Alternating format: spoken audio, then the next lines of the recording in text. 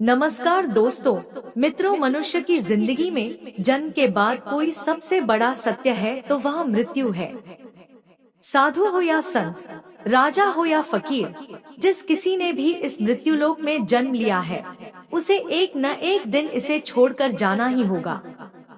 ऐसे में जो लोग ये समझते हैं वो मृत्यु के बाद मोक्ष पाने की अभिलाषा में अपने जीते जी तो पुण्य कर्म करते ही हैं, बल्कि मरने के बाद भी कुछ कर्म ऐसे हैं जो अगर मृतक के परिवार वालों द्वारा विधि पूर्वक किए जाएं तो मृतक की आत्मा को मुक्ति मिलती है। और मित्रों, इन्हीं कर्मों में से एक है अंतिम संस्कार के समय की जाने वाली कपाल क्रिया, जिसमें चिता में जल रहे शव के सिर पर 3 बार डंडा मारा जाता है। लेकिन क्या आप जानते हैं कि ऐसा क्यों किया जाता है?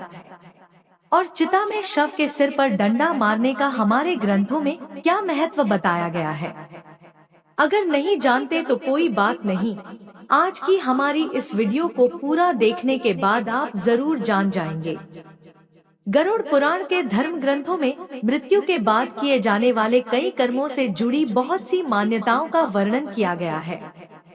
इसी अध्याय में शव के कपाल पर प्रहार करने की प्रक्रिया से जुड़े विभिन्न धार्मिक तथ्यों का भी व्याख्यान किया गया है।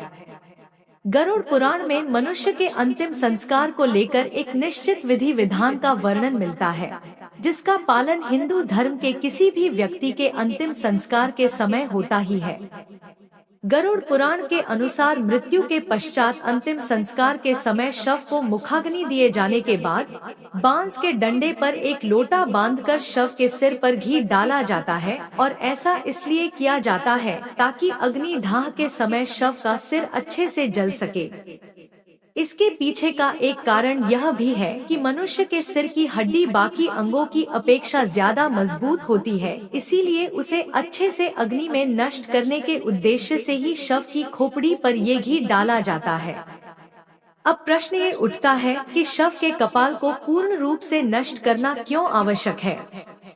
वास्तव में इसे करने के पीछे का कारण भी गरुड़ पुराण में वर्णित है, जिसके अनुसार यदि शव की खोपड़ी अग्निदाह के पश्चात अजली रह जाती है, तब मृतक के अगले जन्म में उसका विकास पूर्ण रूप से नहीं हो पाता और वह अविकसित ही रह जाता है। इसके अलावा एक धारणा ये भी है कि अगर कपाल क्रिया नहीं की जाए तो मृतक के प्राण पूर्ण रूप से स्वतंत्र नहीं होते और उसके नए जन्म के मार्ग में बाधा उत्पन्न हो जाती है, जो कि उसके प्रियजन बिल्कुल भी नहीं चाहेंगे। इसलिए शव के परिवार द्वारा अंतिम संस्कार की किसी भी प्रक्रिया में ढील नहीं दी जाती। विभिन्न धर्मों में मनुष्य के अंतिम संस्कार से जुड़ी अलग अलग मान्यताएं और विधि विधान है। जैसे कि इस्लाम धर्म में मृत्यु के बाद उनके शव को जलाया नहीं जाता बल्कि दफनाया जाता है, जबकि हिंदू मृतक के शव को जलाने की मान्यता है, जिसमें महिलाओं और बच्चों के अंतिम संस्कार को लेकर भी अलग अलग मान्यताओं का वर्णन मिलता है। अगर आप इसके बारे में विस्तार से जानना चाहते हैं तो हमें कमेंट करके बताएं, उसकी जानकारी भी हम आपको अवश्य बताएंगे। इस वीडियो को आगे बढ़ाते हुए अब आपको बताते हैं कि ऐसी कौन सी मान्यता है जिसका पालन करने हेतु मनुष्य की मृत्यु के उपरांत शव के कपाल अर्थात सिर पर डंडे से ये प्रहार किए जाते हैं। मित्रों, प्रचलित मान्यताओं के बीच एक विधि का वर्णन श्राद्ध चंद्रिका पुस्तक में वर्णित है, जिसके अनुसार सिर में ब्रह्मा का वास माना गया है, इसीलिए शरीर को पूर्ण रूप से मुक्ति प्रदान देने के लिए कपाल क्रिया की जाती है, जिसके लिए मस्तिष्क में स्थित ब्रह्मरंध्र पंच तत्व का पूर्ण रूप से विलीन होना आवश्यक है। इसीलिए कपाल क्रिया को अंतिम संस्कार की प्रक्रिया में महत्ता दी गई है।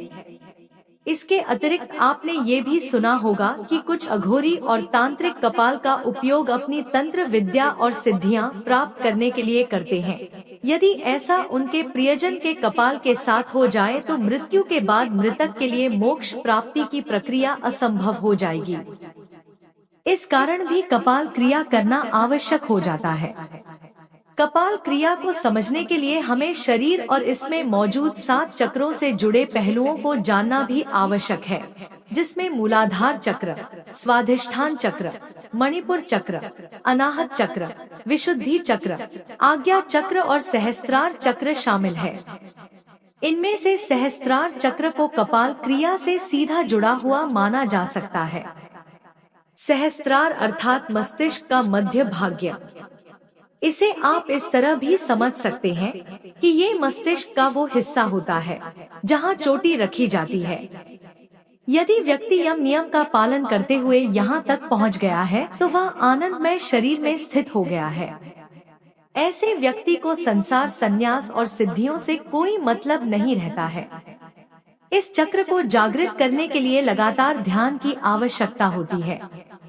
मूलाधार से होते हुए सहस्त्रार तक पहुंचा जा सकता है।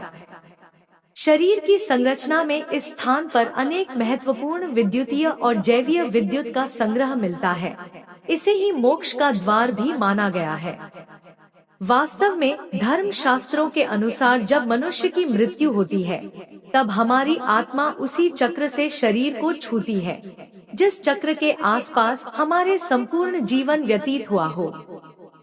शास्त्रार्थ से आत्मा के विकास को मोक्ष प्राप्ति माना गया है।